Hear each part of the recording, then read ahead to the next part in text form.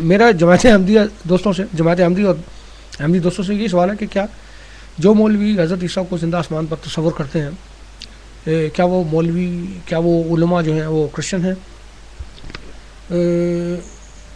کیا وہ صرف پاکستانی مولوی ہیں جن کو شاید عربی زبان نہیں پڑھنی آتی یا قرآن کو وہ صحیح طریقے سے نہیں سمجھ سکتے؟ کیا یہ وجہ ہے؟ لیکن وہ مولوی عیسیٰ کے بارے میں کیا کہتے ہیں جن کی زبان عربی ہے، جو عرب ممالک میں رہتے ہیں اور جو عربی زبان کو دوسری ملکوں کے لوگوں سے زیادہ بہتر جانتے ہیں؟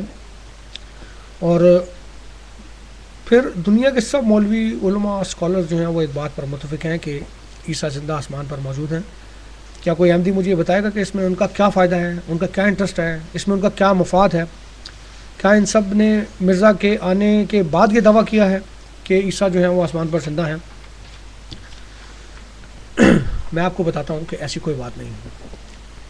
یہ سب مسلم علماء، اسلامی اسکالرز جتنے بھی ہیں، نہ تو یہ کرسچنوں کے دوست ہیں، نہ یہ کرسچنوں کے پٹھو ہیں، نہ یہ امریکہ، یورپ اور عیسائی دنیا سے ڈرتے ہیں، بلکہ یہ ان کے سخت مخالف ہیں، اور جب بھی وقت آتا ہے یہ سامنے آ کر احتجاج کرتے ہیں، نہ کہ احمدیوں کی طرح چھپ کر عیسائیوں کی گود میں بیٹھ کر ان پر وار کرتے ہیں۔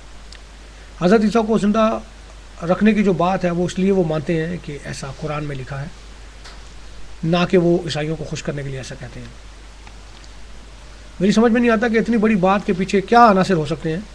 کبھی احمدی حضرات اس پر روشنی ڈال سکے تو کوئی احمدی اسکالر، میں آپ سے پوچھتا ہوں کہ کوئی احمدی اسکالر مجھے یہ بتائے گا کہ ساری دنیا کے مسلمان عیسیٰ کو آسمان پر زندہ کیوں رکھتے ہیں؟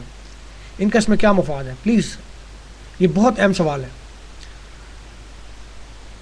پھر مرزا طاہر نے دوبارہ ایک بات رپیٹ کی۔ میں ان سے پوچھتا ہوں روحوں کے بارے میں کہ آسمان پر اگر کوئی نہیں جا سکتا اور آسمان پر جانے کے لیے انسان جب مرتا ہے تو اس کی روح جو ہے وہ آسمان پر جاتی ہے، تو اس روح کی آسمان کی طرف جب جانے کی سپیڈ ہے وہ کیا ہوگی؟ 1,86,000 میل پر سیکنڈ کے حساب سے؟ نہیں، میں نہیں مانتا ہوں کہ روح کی بھی سپیڈ اور روشنی کی رفتار سے زیادہ تیز ہوگی۔ اپنی اس ویڈیو کے اندر آپ دیکھیں گے پارٹ 3 میں مرزا طاہر جو ہے وہ خود کنفیوز نظر آتے ہیں، اپنا بیان دے رہے ہیں اور اپنے بیان سے ہی منکر ہوتے ہیں۔ کہتے ہیں کہ اس وقت انگریز اور عیسائی جو تھے اسلام کے مخالف تھے، ان کے خلاف سازشیں کرتے تھے، اور عیسائی تبلیغ میں اسلام کے خلاف غلط پروپیگنڈا کرتے تھے۔ پھر بعد میں کہتے ہیں کہ انہوں نے مسلمانوں کو سکھوں کے ظلم سے نجات دلائی۔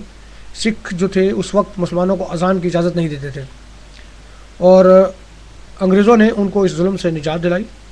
یہ کیسی بیتوکی بات ہے؟ ایک طرف آپ انگریزوں کے ظلم کی بات کرتے ہیں، دوسری طرف آپ ان کو اپنا موسم قرار دیتے ہیں۔ یہ سراسر غلط پروپیگنڈا ہے، کیونکہ جب انسان غلط پروپیگنڈا کرتا ہے تو وہ وہاں پر غلطیاں کرتا ہے، اور غلطیاں جو ہیں وہ آپ کی کتابوں میں نظر آتی ہیں۔ ایک اور چیز میں آپ کو بتانا چاہتا ہوں دعوے کے ساتھ کہ میں کم از کم 30 سے زیادہ مرتبہ جماعت احمدیہ کو شکست فاش دے چکا ہوں۔ وہ اس طرح کہ مرزا صاحب نے خود ہی ایک اصول وضع کیا تھا۔ اگر آپ ان کی کتاب دیکھیں، سوانح مرزا غلام احمد، مورخ جو تھے وہ مولانا دوست محمد، ان کی کتاب پیج نمبر 16 میں مرزا صاحب جو انہوں نے ایک طریقہ وضع کیا ہوا تھا کہ اگر وہ کسی کو ڈیبیٹ کے لیے چیلنج کرتے تھے اور وہ ان کی چیلنج قبول نہیں کرتا تھا تو مرزا صاحب جو تھے وہ اپنے آپ کو ونر ڈکلیئر کر دیتے تھے۔ انہوں نے ایک بشپ کو چیلنج کیا تھا، بشپ نے ان کا چیلنج ایکسیپٹ نہیں کیا، اور مرزا غلام احمد نے اپنے آپ کو ونر ڈکلیئر کر دیا۔ اور ایسا ہی میں کوئی 30 سے زیادہ مرتبہ کر چکا ہوں۔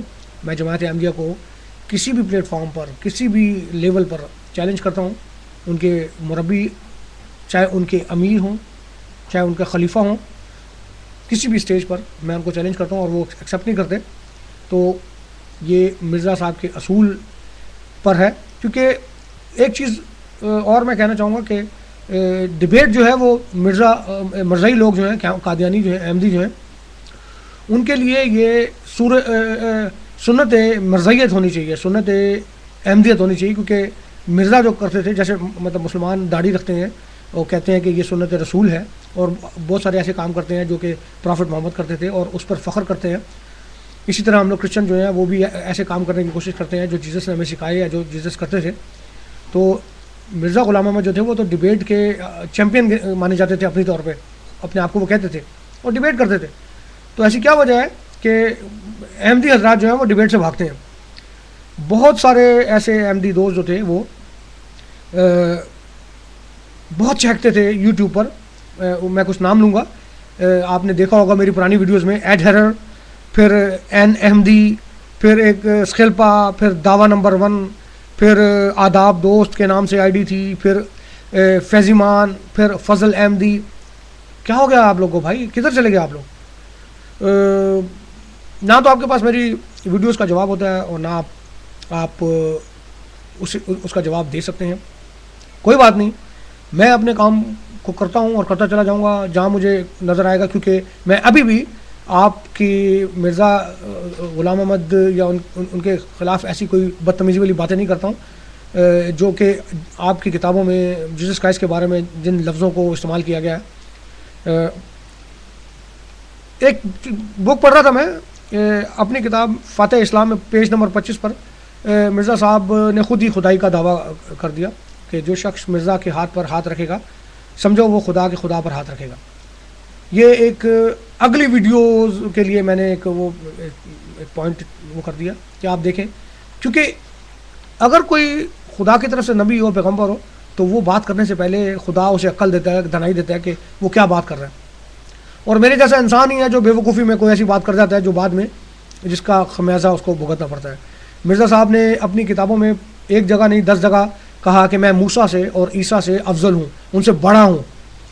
تو آپ اندازہ لگائیں کہ قرآن کریم کے اندر بھی اگر آپ دیکھیں تو عیسیٰ اور موسیٰ کا ذکر کو 10-15 دفعہ اللہ تعالیٰ نے فرمایا ہے. اور مرزا غلام احمد قادیانی کے نام کو لینا بھی گوارا نہیں کیا گیا قرآن پاک کے اندر، کہ مرزا غلام احمد کا کوئی دور دور تک ذکر نہیں نظر آتا، اور وہ دعویٰ کرتے ہیں کہ میں موسیٰ سے اور عیسیٰ سے بڑا نبی ہوں، افضل نبی ہوں. بہرحال اچھا، ابھی جس دوران میں یہ ویڈیو اپلوڈ کر رہا تھا تو میرے پاس ایک میل آئی ہے لقمان 255 آئی ڈی سے، اور آپ نے بھی کہا مجھے کہ توہین عیسیٰ کے الزامات، آپ نے کہا کہ کہاں پر مرزا غلام احمد نے حضرت عیسیٰ کو گالیاں دی ہیں. تو میں آپ کو ایک بک بتا رہا ہوں دوست، آپ پڑھیں توہین عیسیٰ کے الزامات کے جوابات، آپ کو آپ کے سوال کا جواب مل جائے گا. بہت شکریہ سب دوستوں کو، بہت مہربانی.